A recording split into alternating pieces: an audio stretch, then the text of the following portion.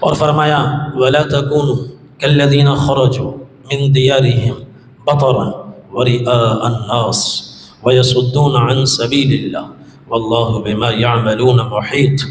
تم ان لوگوں کی طرح مت ہو جاؤ جو اپنے گھر سے نکلے حق کا انکار کرتے ہوئے، اکڑتے ہوئے، بڑے تن تنے کے ساتھ اکڑتے ہوئے، مسکراتے ہوئے، اور لوگوں کو اپنی قوت اور طاقت دکھلاتے ہوئے اور حق سے روکتے ہوئے ان لوگوں کی طرح مت نکلو جو فخر کے ساتھ نکلے، تکبر کے ساتھ نکلے اور سینہ تان کر نکلے۔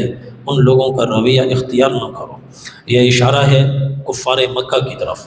بدر کی جب لڑائی ہوئی تو مسلمان مدینہ طیبہ سے چلے بے سر و سامانی کے عالم میں۔ کل ان کے پاس 6-7 تلواریں تھیں، 2 گھوڑے تھے، 70 اونٹ تھے جس پر باری باری سوار ہو کر وہ آ رہے تھے۔ ایک اونٹ پر حضرت علی رضی اللہ عنہ، ابو لبابہ بن عبد المنذر رضی اللہ عنہ، زید بن حارثہ رضی اللہ عنہ، ایک اونٹ اور حضور پاک صلی اللہ علیہ وسلم، حضرت علی، ابو لبابہ بن عبد المنذر، ایک اونٹ پہ سوار، باری باری سواری ہوتی تھی۔ تو ایک موقع پر جب نبی کریم صلی اللہ علیہ وسلم کے چلنے کی باری آئی تو ان حضرات نے عرض کیا یا رسول اللہ آپ بیٹھے رہیں، ہم آپ کی جگہ چلتے ہیں۔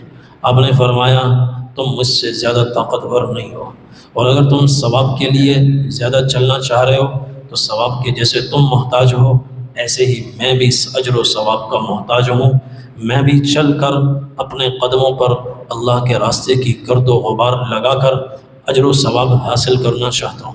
تو اس طرح بے سر و سامانی کے عالم میں نکلے، اور دوسری طرف کفار کا لشکر بڑے طمطراق سے نکلا، تکبر سے اور فخر سے، بڑے نعرے لگاتے ہوئے اور شور کرتے ہوئے، گانے والیاں ان کے ساتھ اور ڈھول ڈھماکوں کے ساتھ، اور پھر ایک ظاہری طور پر بڑی زبردست ان کی شان و شوکت تھی۔ پھر ان کے پاس گھوڑے 200 سے زائد، اونٹ ہر ایک کے پاس 600 سے زائد زرہیں لوہے میں ڈوبے ہوئے، تلواریں، نیزے اور تیر، جنگی ساز و سامان، خورد و نوش کا ساز و سامان۔ اور صحابہ کرام اس سفر میں بے سر و سامان، کھانے کو ہی کچھ نہیں، برائے نام کھانے کو ہے، اور فاقوں پر فاقے ہیں۔ اور ادھر حال یہ ہے ایک ایک منزل پر یہ رکتے ہیں اور جشن مناتے ہیں۔ مکہ مکرمہ سے جب چلے تو ایک جگہ رکے، ابو جہل نے سب سے پہلے 10 اونٹ ذبح کیے اور پورے لشکر کی دعوت کی، اور آگے بڑھے عصفان ایک منزل آئی، وہاں رکے تو امیہ بن خلف نے 9 اونٹ ذبح کیے اور پورے لشکر کی دعوت کی، اور آگے چلے قدیت ایک مقام آیا تو سہیل بن عمر نے 10 اونٹ ذبح کیے، پورے لشکر کی دعوت ہوئی، اور آگے چلے ساحل کے قریب ایک پانی کا گھاٹ تھا، وہاں رکے تو شیبہ بن ربیعہ نے 10 اونٹ ذبح کیے اور گوشت بھون بھون کر پورے لشکر کو اس نے کھلایا، شرابیں چلی، گانے والیوں نے گانا گایا اور پوری رات جشن منایا فتح کے۔ انہوں نے بڑے نعرے لگائے، یقین تھا 100% کہ ہمیں ہی جیتیں گے اور ہم ہی فتح کے جھنڈے گاڑیں گے۔ اور آگے چلے تو جحفہ ایک مقام آیا تو عتبہ بن ربیعہ نے 10 اونٹ ذبح کیے، لشکر کی دعوت کی، اور آگے چلے تو ابوا آیا، نبی بن حجاج اور منبہ بن حجاج 2 بھائی تھے، انہوں نے مل کر 10 اونٹ ذبح کیے، لشکر کی دعوت کی۔ اور آگے چلے اس لشکر میں حضرت عباس رضی اللہ عنہ بھی تھے، وہ مسلمان ہو چکے تھے، اسلام انہوں نے چھپایا ہوا تھا، کفار زبردستی ان کو کھینچ کر لائے تھے، اور وہ چونکہ مزاجاً بڑے سخی تھے تو ان کی طرف سے 10 اونٹ ذبح ہوئے۔ اور آگے چلے، آخری منزل تھی بدر پہنچے تو ابو البختری بن ہشام نے 10 اونٹ ذبح کیے اور پورے لشکر کی دعوت ہوئی، شور شرابہ، یہ ان کا ایک نقشہ تھا کہ اس میں شہنائیاں بجتی ہوئی نظر آ رہی ہیں، نعرے گونج رہے ہیں فتح کے، اور حق کے خلاف اور توحید کے خلاف وہ باتیں کر رہے ہیں، مسلمانوں کے خلاف باتیں کر رہے ہیں، اسلام اور مسلمانوں کا العیاذ باللہ قمع کرنا چاہتے ہیں، اور ان عزائم کا بار بار اظہار کر رہے ہیں۔ تو اللہ تعالیٰ اس آیت میں ارشاد فرماتے ہیں وَلَا تَكُونُوا كَالَّذِينَ خَرَجُوا مِن دِيَارِهِمْ بَطَرًا وَرِئَاءَ النَّاسِ وَيَصُدُّونَ عن سبیل اللہ، اللہ تمہیں قوت دے دے، تمہیں طاقت دے دے، تمہیں سب کچھ حاصل بھی ہو جائے، پھر بھی تم کبھی بھی اس طرح غرور میں نہ آنا، تکبر میں نہ آنا جیسے وہ لوگ غرور میں آئے، تکبر میں آئے، نخوت میں آئے اور بڑے تم طرا قرآن بان شان اور تکبر کے ساتھ اور لوگوں کو اپنی قوت اور طاقت کا ان کے سامنے مظاہرہ کرتے ہوئے وَيَصُدُّونَ عَن سَبِيلِ اللَّهِ، اور حق کے راستے سے لوگوں کو روکتے ہوئے وہ میدان سے چلے، وہ گھروں سے چلے اور چلتے چلتے نعرے لگاتے ہوئے شور شرابہ کرتے ہوئے بدر تک پہنچے، تو ان کی طرح تم نہ ہو جانا، ان کی طرح تم نہ ہو جانا۔ حضرات صحابہ کرام فرماتے ہیں اللہ نے سن 8 ہجری میں مسلمانوں کو زبردست قوت عطا فرمائی، طاقت عطا فرمائی۔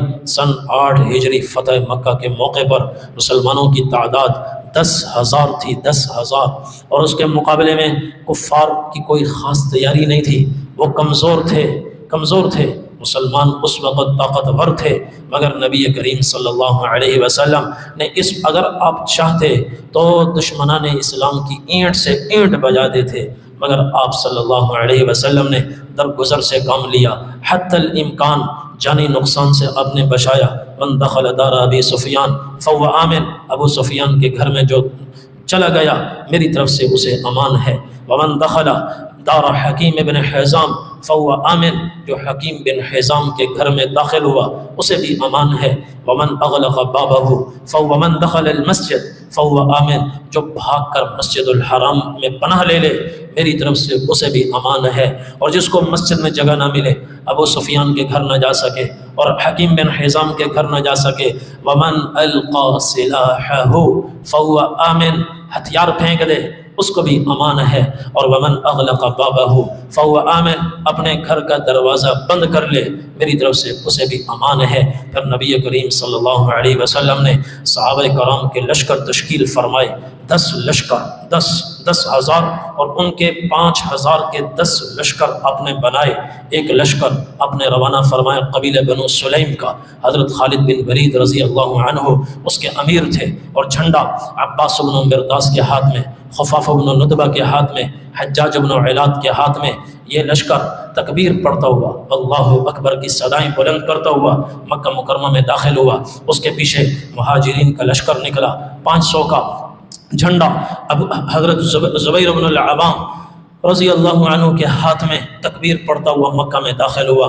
اس کے پیچھے 300 کا لشکر بنو غفار کا جھنڈا ابو ذر غفاری رضی اللہ عنہ کے ہاتھ میں۔ اس کے پیچھے لشکر چلا قبیلہ بنو اسلم کا، قبیلہ بنو اسلم کا لشکر 400 کا، بریدہ بن حصیب اسلمی کے ہاتھ میں جھنڈا، اور ناجیہ بن الاعجم کے ہاتھ میں دوسرا جھنڈا۔ اس کے پیچھے قبیلہ بنو کعب بن عمر کا لشکر چلا 500 کا، بصر بن سفیان کے ہاتھ میں جھنڈا۔ اس کے پیچھے مزینہ کا لشکر 1000 کا، نعمان بن مقرن المزنی کے ہاتھ میں جھنڈا، بلال بن الحارث کے ہاتھ میں دوسرا جھنڈا، عبداللہ بن عمر کے ہاتھ میں تیسرا جھنڈا، تکبیر پڑھتا ہوا مکہ میں داخل ہوا۔ اس کے پیچھے قبیلہ جہینہ کا لشکر 800 کا لشکر، معبد بن خالد الجہنی کے ہاتھ میں جھنڈا، اور سوید بن مقرن کے ہاتھ میں دوسرا جھنڈا، رافع بن مکیث کے ہاتھ میں تیسرا جھنڈا، عبداللہ بن بدر کے ہاتھ میں چوتھا جھنڈا۔ یہ تکبیر پڑھتا ہوا یہ بھی مکہ میں داخل ہوا۔ اس کے پیچھے قبیلہ بنو بکر کا لشکر روانہ ہوا، جس میں بنو سعد کے لوگ تھے، بنو زمرہ کے لوگ تھے، ابو واقد اللیثی کے ہاتھ میں جھنڈا، یہ 200 کا لشکر تھا۔ پھر اس کے پیچھے بنو لیث کا لشکر 250 کا آپ نے روانہ فرمایا، اور مصعب بن جسامہ کے ہاتھ میں جھنڈا۔ اس کے پیچھے قبیلہ اشجع کا لشکر 300 کا، معقل بن سنان الاشجعی کے ہاتھ میں جھنڈا۔ یہ 10 لشکر 5000 کے اپنے مکہ میں داخل فرمائے۔ پھر اس کے پیچھے آیا حضور پاک صلی اللہ علیہ وسلم کا اپنا لشکر۔ کیا قوت ہے، کیا طاقت ہے، مگر حضور صلی اللہ علیہ وسلم کی شان کیا ہے؟ 5000 کا زبردست لشکر، اور جان نثاران صحابہ جنہوں نے اپنی جانوں کو ہتھیلی پہ رکھا ہوا ہے، جانوں کی انہیں کوئی پرواہ نہیں، ایک شہادت کا متمنی ہے، شہادت کا متمنی ہے۔ کیا بے پناہ قوت ہے، طاقت ہے، حضرت ابو بکر صدیق رضی اللہ عنہ آپ کے ساتھ ہیں، اور سعد بن عبادہ انصار کا جھنڈا ان کے ہاتھ میں ہے، وہ ذرا آگے تھے۔ لشکر جب آگے بڑھا، ابو سفیان پہاڑ کی چوٹی پر تھے اور ان کے ساتھ حضرت عباس رضی اللہ عنہ کھڑے ہوئے تھے۔ جب یہ یہاں سے گزرے تو انہوں نے، سعد بن عبادہ نے ابو سفیان کو دیکھ کر کہا الیوم یوم الملحمہ، الیوم تستحل الکعبہ، الیوم اذل اللہ قریشا، کہ آج تو زبردست لڑائی ہوگی، آج کا دن جنگ عظیم کا دن ہے، آج کے دن حرم کے اندر بھی تم لوگوں کا خون بہے گا اور آج اللہ قریش کو ذلیل کر دے گا۔ ابو سفیان تھر تھرا گئے، وہ نیچے اترے، دوڑتے ہوئے حضور صلی اللہ علیہ وسلم کے پاس آئے، کہا یا رسول اللہ، آپ آج کا دن بڑی جنگ کا دن ہے۔ آپ نے فرمایا نہیں نہیں، الیوم یوم الرحمہ، آج تو رحمت کا دن ہے، الیوم اعز اللہ قریشا، آج اللہ قریش کو عزت دے گا، الیوم تکسى الکعبہ، آج تو کعبہ کا نایا لباس، کعبۃ اللہ کا پردہ آج نایا اس کو پہنایا جائے گا، آج تو رحمت کا دن ہے۔ یا رسول اللہ، وہ آپ کے صحابی کہہ رہے ہیں آج تو خون ریزی کا دن ہے۔ آپ نے فرمایا کس نے کہا؟ کہ سعد بن عبادہ نے کہا۔ تو حضور صلی اللہ علیہ وسلم نے حضرت علی رضی اللہ عنہ کو بھیجا، آپ نے فرمایا جاؤ سعد بن عبادہ کے پاس، کہیں ان کے ہاتھوں خون ریزی نہ ہو جائے، جھنڈا ان سے لو، اپنے ہاتھ میں لو۔ حضرت علی رضی اللہ عنہ گئے، سعد بن عبادہ سے جھنڈا لیا، حضرت علی کے ہاتھ میں آیا، پھر حضور کو خیال آیا کہ جھنڈے کا ملنا بڑا اعزاز ہے، تو کہیں سعد بن عبادہ وہ اس میں اپنی اہانت محسوس نہ کریں۔ آپ نے پھر دوسرا پیغام بھیجا کہ جھنڈا سعد بن عبادہ سے لے کر ان کے بیٹے قیس بن سعد کو دے دیا جائے۔ قیس بن سعد کو دیا گیا۔ تو اس طرح اتنی بھرپور قوت اور طاقت کے ساتھ جب نبی کریم صلی اللہ علیہ وسلم مکہ مکرمہ میں تشریف لے جا رہے تھے تو کوئی غرور نہیں، کوئی فخر نہیں، کوئی تکبر نہیں۔ آپ صلی اللہ علیہ وسلم کی شان کیا تھی؟ عبداللہ بن مغفل رضی اللہ عنہ فرماتے ہیں اونٹنی پہ آپ سوار تھے، اسامہ بن زید آپ کے ساتھ پیچھے سوار تھے، سر مبارک آپ کا جھکا ہوا تھا اور زبان مبارک پر اللہ کا شکر تھا، اور یہ سورت آپ پڑھتے جا رہے تھے اِنَّا فَتَحْنَا لَكَ فَتْحًا مُبِينًا، ہم نے آپ کو کھلی فتح عطا فرمائی، لِيَغْفِرَ لَكَ اللَّهُ مَا تَقَدَّمَ مِن ذَنبِكَ وَمَا تَأَخَّرَ۔ یہ اللہ تعالیٰ نے اس آیت میں تعلیم ارشاد فرمائی ہے، اے ایمان والو، اے ایمان والو۔ یہ دو آیتیں ہیں، اس میں اللہ نے کرنے کے کام بھی بتائے حالت جنگ میں، نہ کرنے والے کام بھی بتائے۔ کرنے کے جو کام بتائے فَثْبُتُوا، ڈٹ جاؤ۔ نمبر 2 وَاذْكُرُوا اللَّهَ كَثِيرًا، خوب اللہ کا ذکر کرو، اللہ کو یاد کرو، ذکر کرو۔ اور تیسرا فرمایا وَاصْبِرُوا، صبر و استقامت کے ساتھ لڑو، صبر و استقامت کے ساتھ لڑو۔ اور چوتھا وَأَطِيعُوا اللَّهَ وَرَسُولَهُ، اللہ کی بھی اطاعت کرو، اللہ کے رسول کی بھی اطاعت کرو۔ یہ کام بتائے کرنے والے۔ نہ کرنے والے کام کیا بتائے؟ وَلَا تَنَازَعُوا، جھگڑا نہیں کرنا، اختلاف نہیں کرنا۔ اختلاف کرو گے نتیجہ کیا ہوگا؟ فَتَفْشَلُوا، بزدل ہو جاؤ گے، تمہارے اندر سے وہ ہمت، قوت اور طاقت، شجاعت وہ نکل جائے گی، پھر تم بزدل ہو جائے گے، اور بزدل ہوگے تو کیا ہوگا؟ وَتَذْهَبَ رِيحُكُمْ، تمہاری ہوا، تمہاری قوت اکھڑ جائے گی، پارا پارا ہو جائے گی۔ یہ فرمایا جھگڑا نہیں کرنا، بزدلی اختیار نہیں کرنا۔ اور تیسرا فرمایا وَلَا تَكُونُوا كَالَّذِينَ خَرَجُوا مِن دِيَارِهِمْ بَطَرًا وَرِئَاءَ النَّاسِ وَيَصُدُّونَ عَن سَبِيلِ اللَّهِ۔ کتنی تمہارے پاس قوت جمع ہو جائے، طاقت جمع ہو جائے، تعداد دشمن کے مقابلے میں تمہاری بڑھ جائے، جنگی وسائل ان کے مقابلے میں زیادہ ہوں، پھر بھی کبھی تکبر میں نہ آنا، غرور میں نہ آنا۔